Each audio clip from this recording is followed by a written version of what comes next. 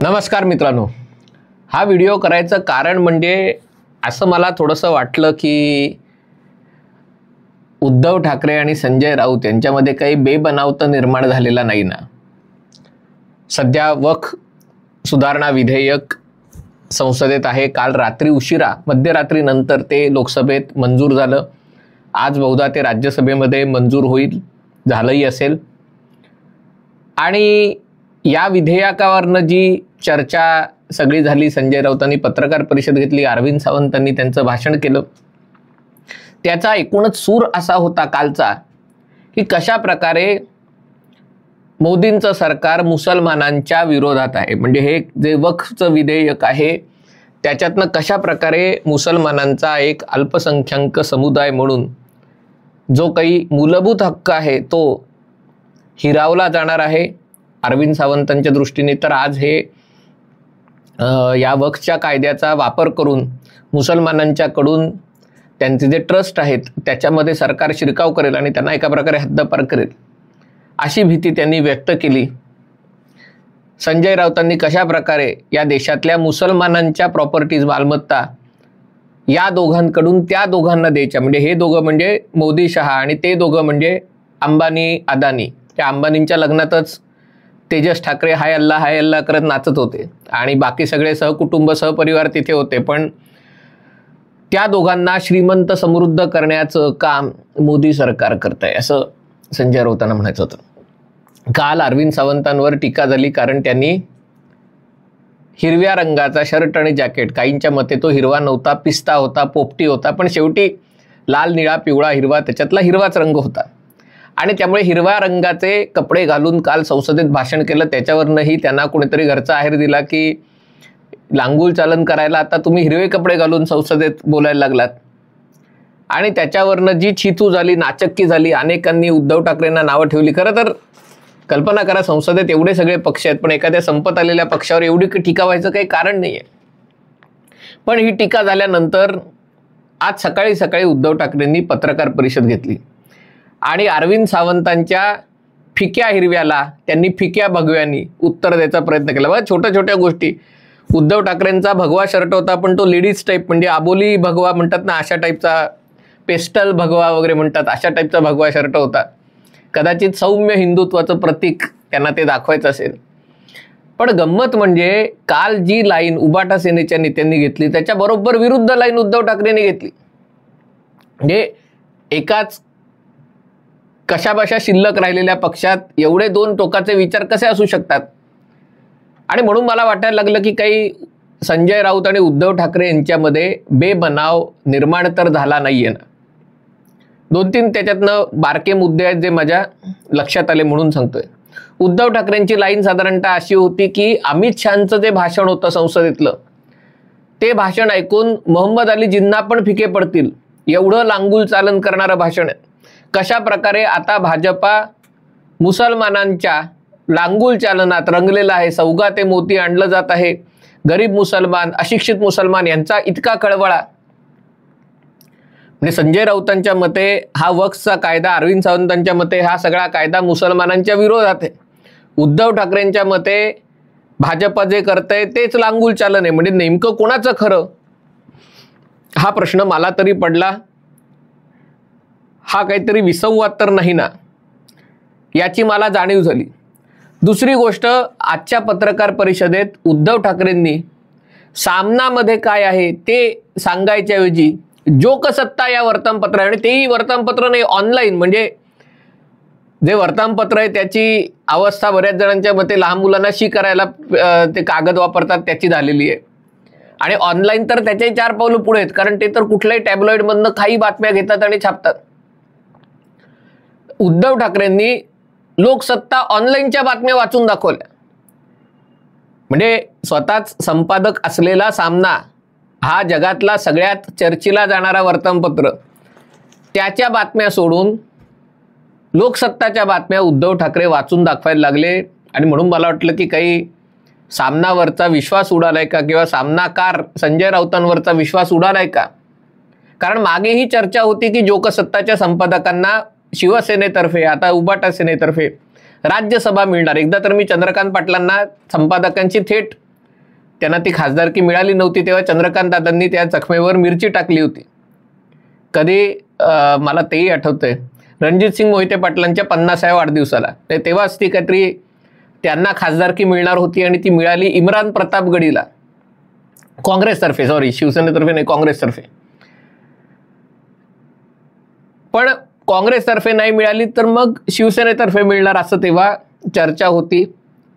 पण आता तर अशी परिस्थिती आहे की उबाटा सेनेमध्ये संजय राऊतांचीच खासदारकी धोक्यात आलेली आहे, प्रियंका चतुर्वेदींची खासदारकी धोक्यात आलेली आहे. म्हणजे यांच्या दोघांपैकी कोणाला देणार हाच प्रश्न आहे. त्यामुळे ॲडिशनल एखादा खासदार कसा राज्यसभेवर पाठवणार हा प्रश्न आहेच आहे. पण ज्या प्रकारे सामनाच्या बातम्या सोडून उद्धव ठाकरे लोकसत्ताच्या बातम्या वाचायला लागले आणि ते लोकसत्ता ऑनलाईनच्या बातम्या वाचून दाखवायला लागले, म्हटलं काहीतरी दाल में कुछ तो काला है. पण या भाषणाचा एकूणच म्हणजे पत्रकार परिषदेचा सूर बघितला तर यांना कशातलंच काहीही कळत नाही हा त्यांनीच सांगितलेला समज एकदा पुन्हा दृढ झाला.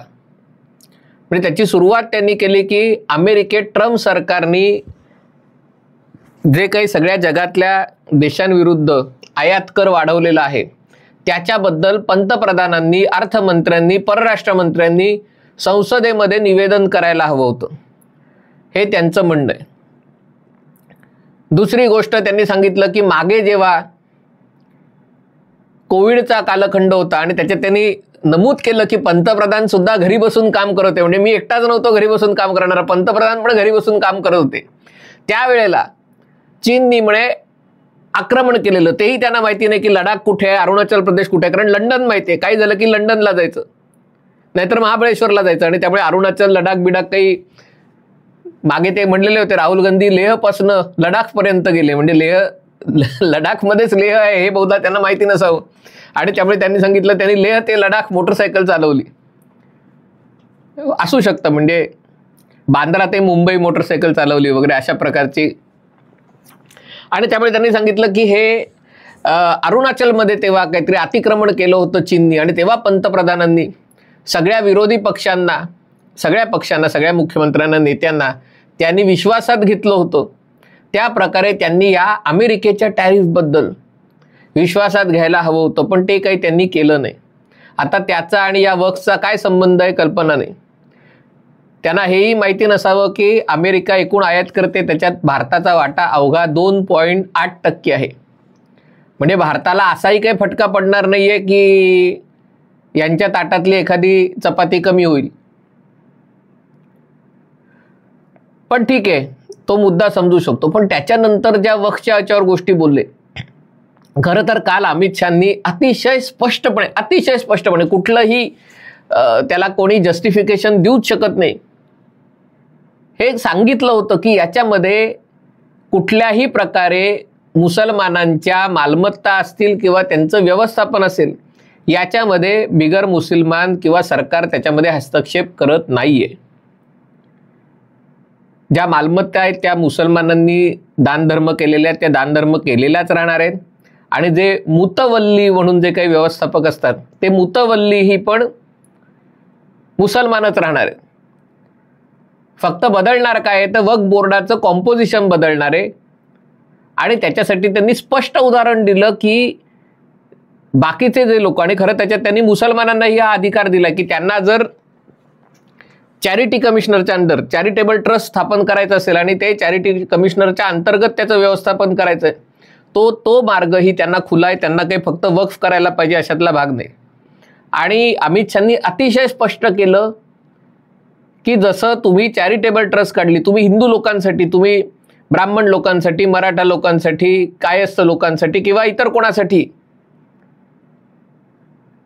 तुम्ही एक चॅरिटेबल ट्रस्ट किंवा मारवाडी लोकांसाठी, गुजराती लोकांसाठी, आपापल्या समाजासाठी जर ती काढली, त्यातले ट्रस्टी आहेत ते तुम्ही तुमच्या समाजाचे ठेवू शकता, त्याचे व्यवस्थापक तुमच्या समाजाचे ठेवू शकता.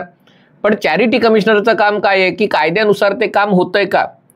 आता चॅरिटी कमिशनर पण मारवाडीच पाहिजे किंवा ब्राह्मणच पाहिजे किंवा वैश्यवाणीच पाहिजे किंवा अमुकच पाहिजे अशी काही अट नाहीये. तो त्याचं काम करत असतो, तो हिंदूच पाहिजे अशातला भाग नाही. चॅरिटी कमिशनर ख्रिश्चन असू शकतो किंवा ख्रिस्ती चॅरिटेबल ट्रस्टला चॅरिटी कमिशनर आणि ते लोक असतात ते हिंदू असू शकतात.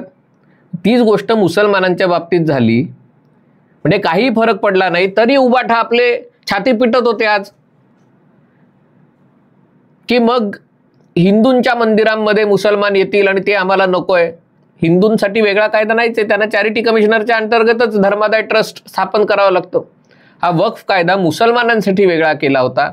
हे पण जर त्यांना समजत नसेल, याच्यामध्ये जमिनी विकण्याचा प्रश्नच येत नाही.